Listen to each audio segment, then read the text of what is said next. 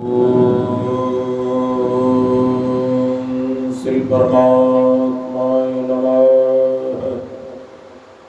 ओम श्री सद्गुरुदेवाय नमः। ओम श्री सर्व सिद्धाय नमः। ओम श्री श्रीये नमः। कर्तव्य।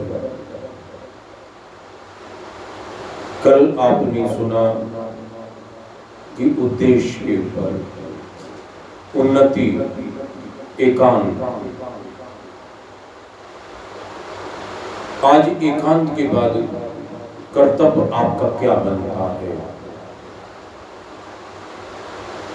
परमात्मा के मार्ग पर चलने पर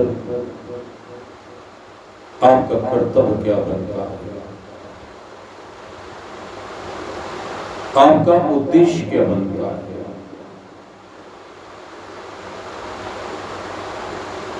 क्या हमें असत्य की तरफ चलना चाहिए या सत्य मार्ग पर चलना चाहिए? क्या हम दूसरों को दुख देख के खुशी होना चाहिए या उसमें और दुखी होना चाहिए? यानी दूसरे का दुख देख के उसमें एक अपनापन हो जाए, अपना दुख लगे। तो हमारा कर्तव्य ये है कि हम सत्य के मार्ग पर चलें और परमात्मा के विधान में अपना विधान समझें। हमारा कर्तव्य क्या है? हम किसी को कोसे नहीं। तो मनुष्य के प्रत्येक परिस्थिति में अपनी कर्तव्य का पालन कर सकता है। मनुष्य प्रत्येक परिस्थिति में अपने कर्तव्य का पालन कर सकता है और कर्तव्य का यथार्थ ईश्वर रूप है। ईश्वर रूप है मेरे प्रेमी। सेवा अर्थात संसार से मिले हुए शरीर आदि पदार्थों को संसार के हित में लगाना है। इन्हीं के शरीर को अपने ही हित में लगाए, नहीं संसार के हर जीव के हित में अपने आप और ये शरीर को लगाना है, उसकी सेवा में लगाना है। ये कर्तव्य है। नारायण नारायण नारायण।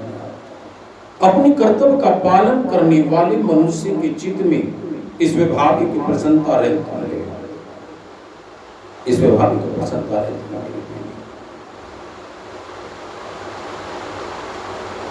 इसके विपरीत अपने कर्तव्य का पालन न करने वाले मनुष्य के चित्त में इस विभाग की हीनता रहती है, गिरना रहता है।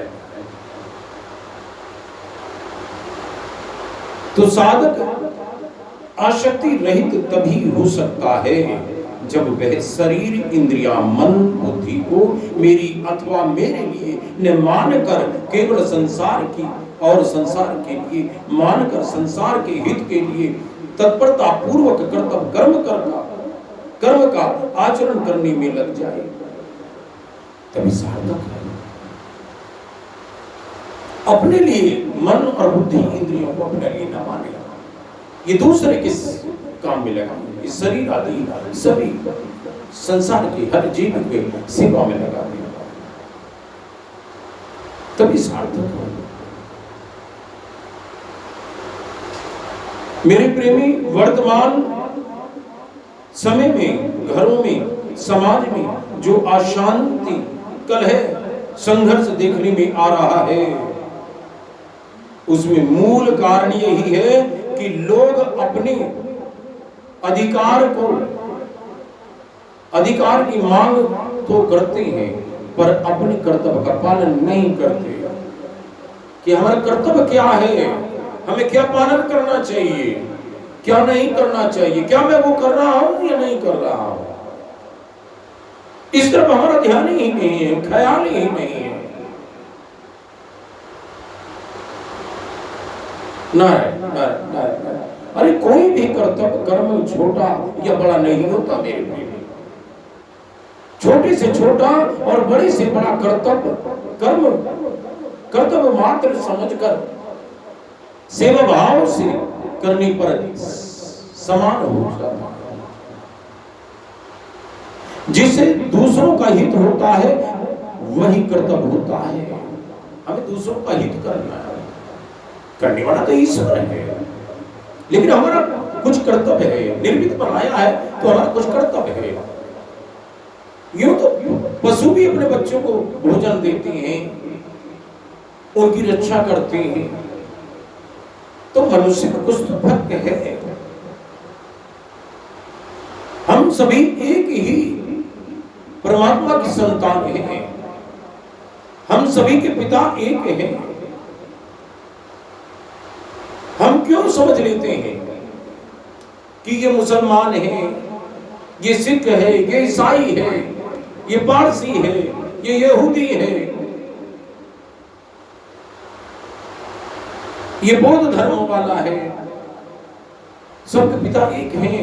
उनका कृष्ण भगवान ने कहा, जो व्यक्ति जिस भाव से, जो भक्त जिस भाव से मुझको, जिस रूप से मुझको भजता है, मैं उसी रूप में दर्शन देता हूं। तो हम अपने आप को क्यों भूल जाते हैं? परमात्मा जब नहीं है, उसका भाव के मुताबिक वो अपने दर्शन देते हैं, और हम लोग वही समझते हैं कि हाँ, इस रूप में मुझे दर्शन हुआ तो वो अपने उसी रूप की चर्चा करेगा।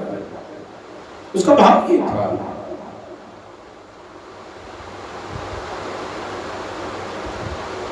मैं स्वयं आत्मा निराकार स्वरूप हूं, साकार रूप में अपने कर्म भोगने आया हूं, और कर्म नहीं करने आया, अपना कर्तव्य कर रहा हूं।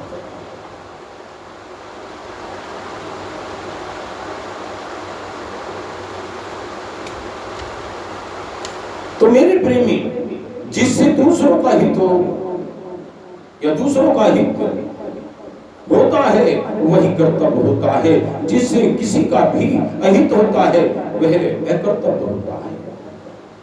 अहित हमें किसी का नहीं करना, चाहे भले ही हमारा दुश्मन क्यों ना हो। दुश्मन नहीं है, जहां चार बर्तन होते हैं वहां खटकते हैं। जिससे प्रेम होता ना वहां तू मैं जरूर होता है, तभी तो प्रेम झलकता है। माँ सभी बच्चों को लड्डू देती है, पर थप्पड़ उसी बच्चे को लगाती है जिसमें अपनापन है, अपनापन है। कर्तव्य का पालन वही हो रहा है।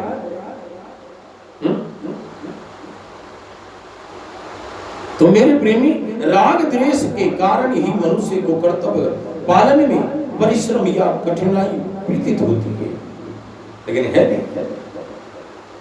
और जिसे करना चाहिए मेरे प्रेमी, और जिसे नहीं करना चाहिए उसकी तरफ हमारा ख्याल नहीं है। और जिसे कर सकते हैं उसका नाम कर्तव्य है। कर्तव्य का पालन न करना प्रमाद है, और प्रमाद तमोगुण है। प्रमाद तो तमोगुण है मेरे प्रेमी, और तमोगुण नरक है। तमोगुण नरक है। अब नरक में आप जाना चाहते हो तो तमोगुण करो, द्वेष करो, घृणा करो, गाली दो, मारो, पीटो। आपको नरक में जाना है तो करो।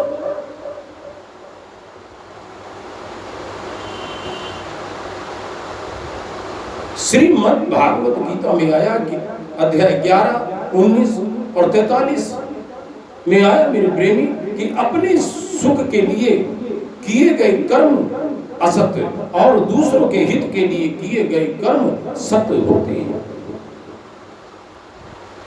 असत कर्म का परिणाम जन्म मरण की प्राप्ति, और सत कर्म का परिणाम परमात्मा की प्राप्ति है। तो आपको करना क्या है? ये आपकी बुद्धि है। यहां तो डाकिया है, संदेश भेज रहा है, संदेश उधर से आ रहा है, संदेश इधर से दे रहे। देने वाला ईश्वर है, ईश्वर है, हम कुछ नहीं है। इस सब देह भी उसी से चल रही है, नेत्र भी वही दिखा रहा है, कानों से सुन भी वही रहा है, सुना रहा है, सब कुछ वही है, करता धरता सब कुछ है। मुझको वहम है कि ये देह कर रही है, देह भी उसी की कृपा से हरकत कर रही है। हम क्यों भूल जाते हैं? मेरे प्रेमी, अपने सुख के लिए किए गए कर्म असत्य है और दूसरों के हित के लिए किए गए कर्म सत्य होते हैं। असत कर्म का परिणाम जन्म मरण की प्राप्ति और सत्य कर्म का परिणाम परमात्मा की प्राप्ति है। अब क्या करना है आपको? नरकों में जाना है, यम के पास जाना है, या